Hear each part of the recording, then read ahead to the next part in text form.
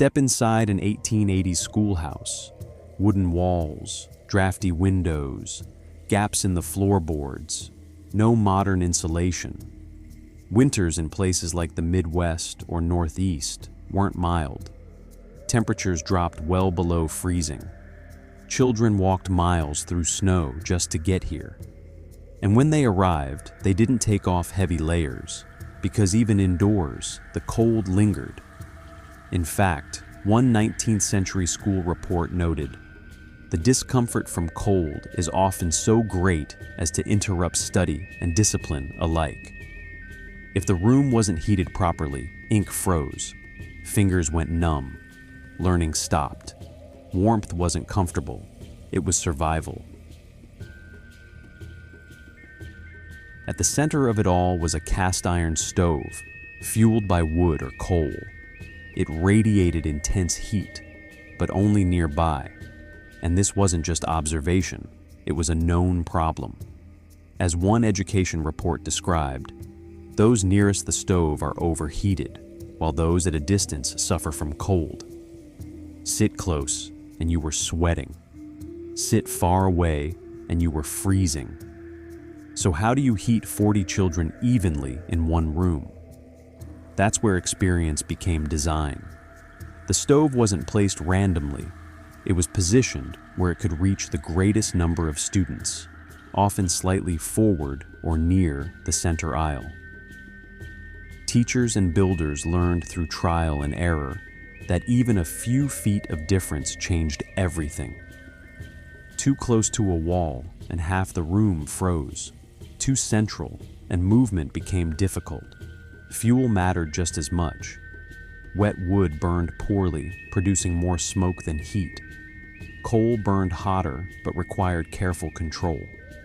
The teacher had to constantly judge the fire, adding fuel at the right moment, shaking ash loose, and keeping airflow steady. A neglected stove didn't just cool the room, it disrupted the entire day. And then there was the danger. Overheated stoves could scorch clothing or cause burns.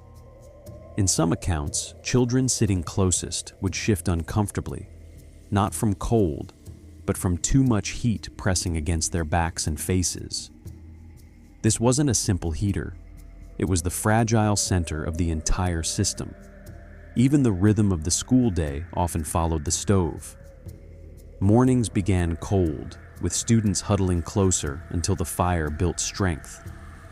By midday, the heat became uneven, forcing constant adjustments in seating and comfort.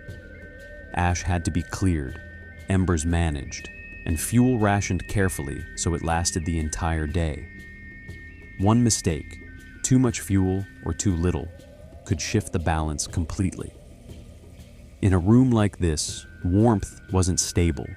It was something that had to be watched, corrected, and maintained hour by hour.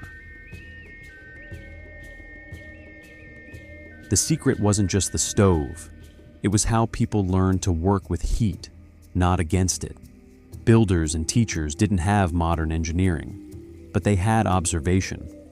As education reformer Henry Barnard wrote, "Ventilation must accompany warmth, else the air becomes unfit for breathing." So instead of sealing the room, they allowed air to move.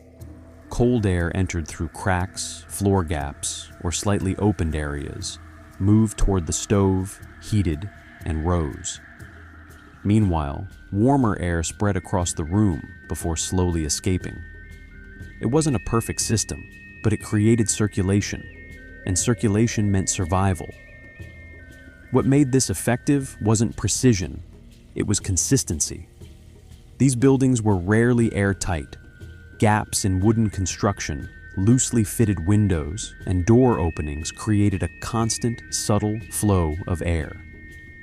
Instead of fighting these drafts, teachers learned to use them.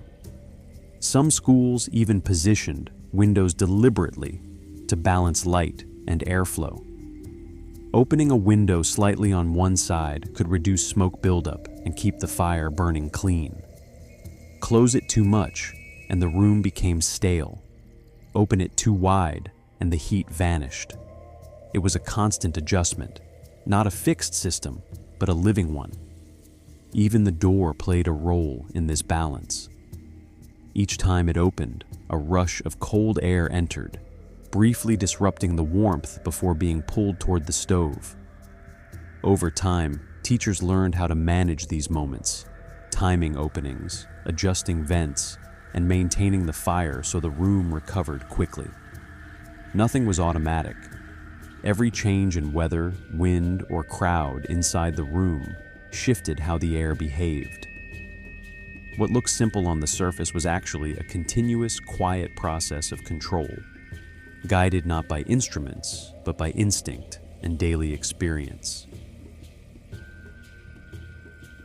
Here's the part most people miss. Trying to trap heat completely often made things worse. Even in the 1800s, it was understood that a close room, though warm, is not a healthy one. So airflow, however imperfect, kept the fire burning properly and the air breathable. Some schoolhouses extended stovepipes across the room before exiting the chimney. That pipe radiated extra heat, warming more than just the space near the stove. Not evenly, but enough. The long stovepipe acted like a second heater, spreading warmth higher into the room where heat naturally collected. Instead of losing that heat directly up the chimney, it lingered and radiated slowly back down. At the same time, the presence of people mattered. 40 children in one room generated heat of their own. Layers of wool clothing trapped warmth, slowing how quickly the cold took hold. The room was never uniformly comfortable, but it stayed functional. And that was the goal. Not comfort, function. Small details made a difference too. Floors, often made of thick wood, absorbed some heat during the day and released it slowly, preventing sudden drops in temperature. Desks and bodies created slight barriers that helped break up cold drafts moving across the room. Even the ceiling height played a role. Too high, and heat escaped upward. Too low, and smoke and stale air built up quickly. Over time, these subtle factors combined into something effective. Not perfect, not controlled, but reliable enough to keep learning going, even in the middle of winter. And then there was the teacher, arriving before sunrise to light the fire, manage the fuel, and watch the air. Because if the fire died, the room froze. And if it burned too hard, the room filled with heat and smoke. It wasn't just teaching, it was environmental control. Teachers had to split wood, carry fuel, clean ash, and keep the stove running through the entire day. In many cases, older students helped, bringing in firewood or tending the stove under supervision.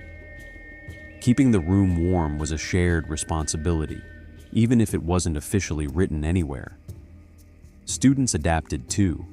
Historical accounts describe how children would shift positions throughout the day, those nearest the stove moving away, others moving closer. Younger children were often placed nearer to warmth, while older ones tolerated the colder edges. It wasn't a written policy, but it became routine. No one said it was fair, but it was necessary. Because in that room, heat wasn't guaranteed, it was managed. And every single day, it had to be earned again. The teacher also had to read the room constantly, not just academically, but physically. A drop in temperature, a shift in wind outside, or a sudden buildup of smoke meant immediate action. Windows were adjusted, doors briefly opened, fuel added or reduced. There was no thermostat, no measurement tools, only instinct built from repetition. In many ways, the success of the entire system depended less on the building itself and more on the person running it. Without that attention, the balance failed, and the cold returned quickly. We like to imagine the past as simple, but it wasn't. It was a constant negotiation with the environment. Heat, air, fuel, space. The 1880 schoolhouse didn't stay warm because it was well insulated. It stayed warm because people understood just enough to make it work. And maybe that's the real story. Not perfect design, but practical survival.